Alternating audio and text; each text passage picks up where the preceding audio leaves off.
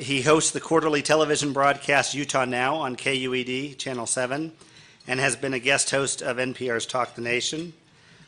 He's won numerous awards for his reporting as well as for Radio West from the Society of Professional Journalists, the Utah Broadcasters Association, and Public Radio News Directors Association. He obtained his broadcast journalism degree from the University of Utah with minors in theater and Spanish. Please welcome Doug Fabrizio.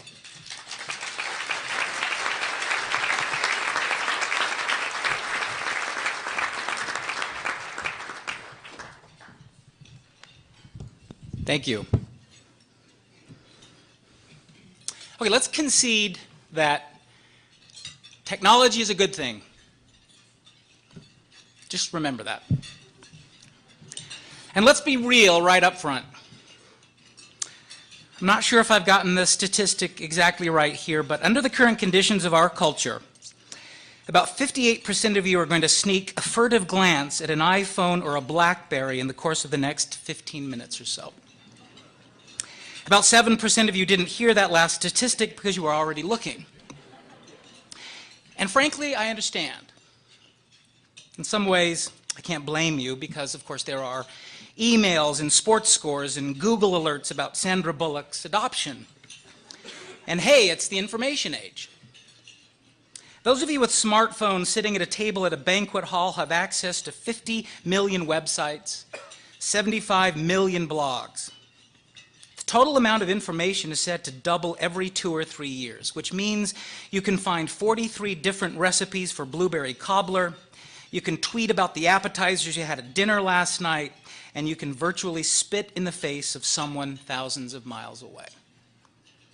It also means you can reach out and interact with multitudes. You can find answers in this vast universe and new ideas, not to mention comfort and kindred spirits. Many of those who pay attention to these things say we're at a crucial turning point in human history, a time when a creative class is emerging amidst this barrage of information and technology. And that's the exciting part. The digital age is offering us an opportunity to be elevated and enlightened. But there's another way we could go if we're not careful. All of this information could swamp us or distract us or disconnect us from the human contact. The true geniuses of this era are those who are capable of using the technology, not the other way around. And I figure the way forward just happens to lie in a principal element of my profession in radio, which is to listen. This is about paying attention. I came across this exchange that played out on Facebook last year, and it illustrates my concern. The dates on the comments section put this in May, I think, of last year. Her name is Lila, and her post is a declaration of desperation. Depending on how you look at it, it's a plea for attention and help, or it's a virtual suicide note. She writes this: "I'm openly telling the world I'll be gone. So for all you jerks," she didn't use the word jerks, I cleaned it up a little bit, "for all you jerks that couldn't wait for this moment, congratulations, here it is." So she posts this, and 17 minutes pass, and then Taylor signs in. At 9:36, confused at Lila's post, she taps out a simple question mark.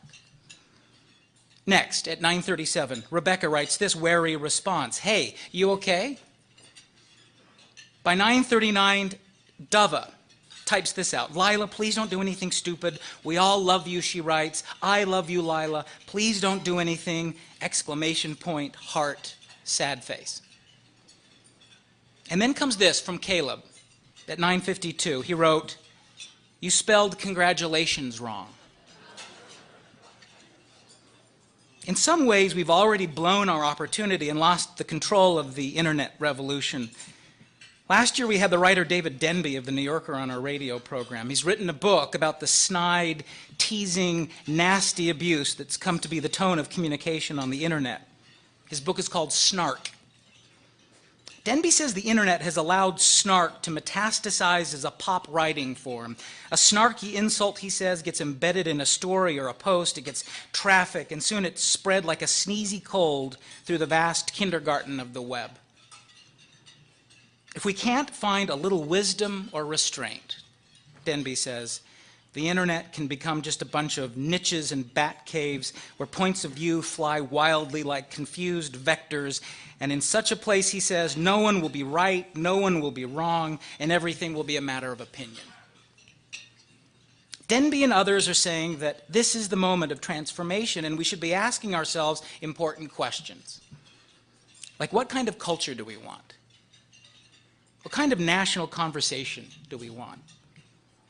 What are we doing to ourselves?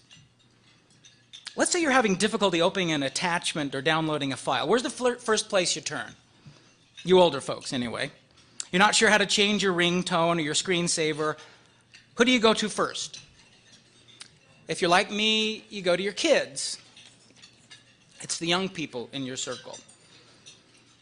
And this is the culture that they're being raised in. They have intuitive understanding of buttons and gadgets. And so in many ways, they're the perfect test group to explore the answer to that question, what are we doing to ourselves? Young people today are exposed to an average of nearly 6 hours of non-print media content a day. A quarter of that time, they're using more than one screen or dial or channel. 1/3 of 14 to 21-year-olds juggle 5 to 8 media while they're doing their homework. And so we should ask, how are they handling this era of multitasking? The journalist Maggie Jackson wanted to know the answer, and we had her on the program recently. In her book, it's called Distracted. She reports that for all their tech fluency, kids show less patience, less skepticism, less tenacity, and get this, less skill than the adults who are navigating the web. Jackson cites government and other studies that show U.S. high school students cannot synthesize or assess information. They have a hard time expressing complex thoughts or analyzing arguments. In other words, she writes, they often lack the critical thinking skills that are the bedrock of an informed citizenry and the foundation of scientific and other advancements. But it's important to remember this isn't just the young tech savvy that are being affected by the modern culture. We grown-ups are too. Technology has given us all more choice, including the places where we can settle and where we can make our lives. A few years ago, the writer and scholar Christine Rosen joined us to explain what we know about the effects of technology on society. She says gadgets like MP3 players, TiVo, even our television remote, if we're not careful, can diminish our ability to formulate a sense of taste or develop a deep understanding about art. Unless we're careful, she says, technology can take from us the capacity of being surprised. A lot of us feel pretty proud of our ability to adapt to this chaotic environment. We fancy ourselves expert multitaskers. But researchers have been studying the effects of all of this multitasking on our brains. And it turns out when we're not paying complete attention, when we're not listening, because we're checking our email or chatting on the phone, we're using another part of our brain system. And so much of what we did here is not being stored in our long-term memory.